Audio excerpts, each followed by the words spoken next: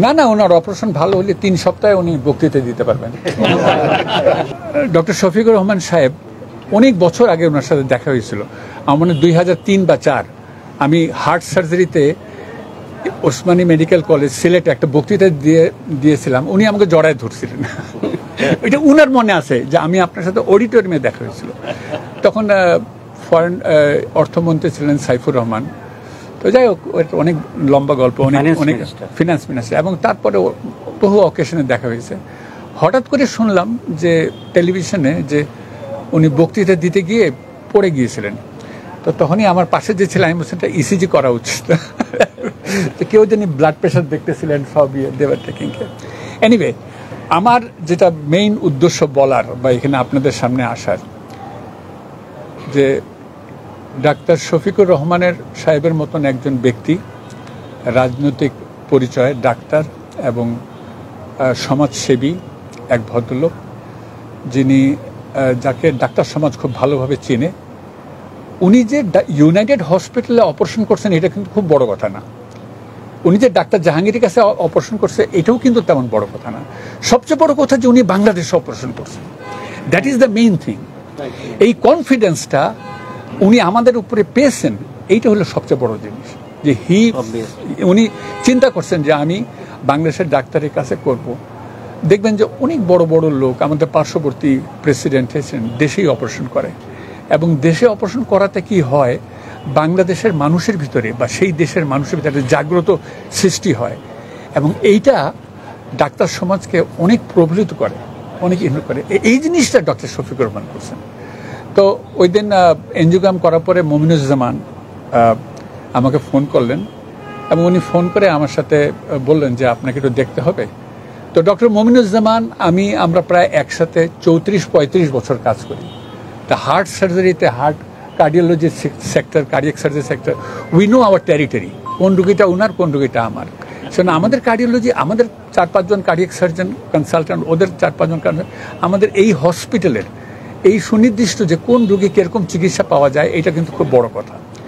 So আমি আবারও ধন্যবাদ দিই আমাদের চেয়ারম্যান সাহেবকে ইউনাইটেড হসপিটালের। উনি যথাযথভাবে আমাদেরকে সবসময় সব ব্যাপারে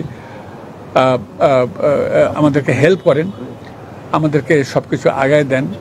যা যখন চাই তখন তা ওনারা আমাদেরকে নিউ প্রোভাইড করেন, যত টেকনোলজি এবং মেকানিক্যাল সাপোর্ট যেগুলো আছে। এটা একটা বড় জিনিস। তবে সর্বোপরি আমি মনে করি যে, আমি বিশ্বাস করি যে এই কনফিডেন্সটা যদি বাংলাদেশে আমরা ডাক্তারদের তরফ থেকে জনগণকে দিতে পারি, কথাটা যেটা অনেক আগেই বলি, আমি সবসময় এখনও বলি একই কথা, যে বাংলাদেশের মানুষ বাংলাদেশের ডাক্তারকে দিয়ে একটা রিজনেবল প্রাইসে, রিজনেবল পাশে সুষ্ঠু চিকিৎসা হোক, এবং at the end of the day ওরা যেন মনে করে, ওরা যেন তাদের নাগরিকত্ব নিয়ে গর্ববোধ করে, ওরা যেন বাংলাদেশে আমরা নাগরিক এইটা নিয়ে তারা গর্ববোধ করে যে আমরা নাগরিক, আমরা একটা অল্প পয়সায় বা সুনির্দিষ্ট পয়সায় একটা সুষ্ঠু চিকিৎসায় আমরা সেরে উঠছি। আমাদের কষ্ট করে বিদেশে যেতে হচ্ছে না। অনেক আগে, আজকে থেকে 2003 সনে না 4 সনে একটা ইংরেজি পত্রিকায়, আমার মনে নেই অবজারভার নাকি সামথিং, হার্ট ফাউন্ডেশন, আমরা যখন প্রথম হার্ট সার্জারি শুরু করি ব্রিগেডিয়ার মালিকের নেতৃত্বে, তখন আসতে কত শত কোটি টাকা ফরেন কারেন্সি সেভ হয়েছে বাংলাদেশে। So that was a day যখন ওই যে মুজাহিদ সাহেব এরা সবাই আসতো।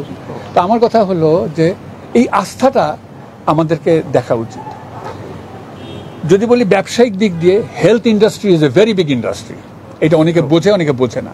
আমি সাধারণত এরকম ইয়েতে আসি না, কোনো লাইভ শোতে আসি না, কিন্তু আমি এটা বলবো যে বাংলাদেশে এখনও ইউনাইটেড হাসপাতালের মতন বা এভারকেয়ার হাসপাতাল, ঢাকা শহরেও যদি 10টা হাসপাতাল হয়, রুগী শেষ হয় না। সো এই বিগ ইন্ডাস্ট্রিতে আমি পলিটিক্যালি বলেন, ব্যবসায়িকদের বলেন, আমরা চাবো এরা যেন আরও দৃষ্টি ওদের এই পাশে আসে, এবং বাংলাদেশের অর্থনীতি এটা তারা যেন আগায় নিয়ে যায়, এবং শিক্ষা, স্বাস্থ্য বিভাগটা আরও মানুষের ঘরের দরজায় তা পৌঁছাই দিতে পারে। Thank you. আচ্ছা আমি বলি, আচ্ছা ওনার অপারেশনটা খুব ইনশাল্লাহ খুব ভালো হয়েছে।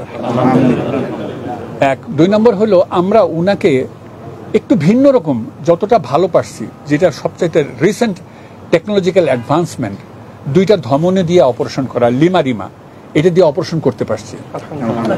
3 নম্বর কথা, ওনাকে 3টা বাইপাস করার কথা ছিল, আমরা মোট 4টা বাইপাস করছি, যেন ওনার কোনো দিকে কোনো সমস্যা না হয় ইনশাআল্লাহ।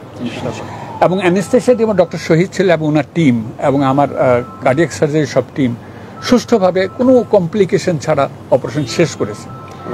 এবং আমি আশা করি উনি 7 দিনের দিন বাসায় চলে যাবেন ইনশাআল্লাহ। এবং আমি মনে করি আইসিইউতে ওনার স্টে হবে 2 দিন, দরকার হলে 3 দিন বা 4 দিন, যতদিন লাগে। But everything went very smoothly ইনশাআল্লাহ। ওনার রোগটা ওনার সময় উপযোগী অপারেশনটা হয়েছে, কারণ ওনার হার্টের রক্তনালীতে ফ্লো খুব আহামরি তেমন ভালো ছিল না, যা হয় আর কি, যেটাই ওইটা না হলে অপারেশনই বা করবেন কেন। তো এটা ঠিক সময় ঠিক কাজটা হয়েছে এইটা। আর কোনো প্রশ্ন আছে? না, ওনার অপারেশন ভালো হলে 3 সপ্তাহে উনি বক্তৃতা দিতে পারবেন। বক্তৃতা প্রধান কাজ একটা, এবং উনি ভালো বক্তৃতা এবং ভালো সমাজসেবা কাজ করতে পারলে আমারও তো ভালো লাগবে। কত প্রয়োজন ফিল করতেছে। না, উনি বিয়ানীবাজার কোথায় যেন একটা বলতে খুব সুন্দর, ভালো লাগছে।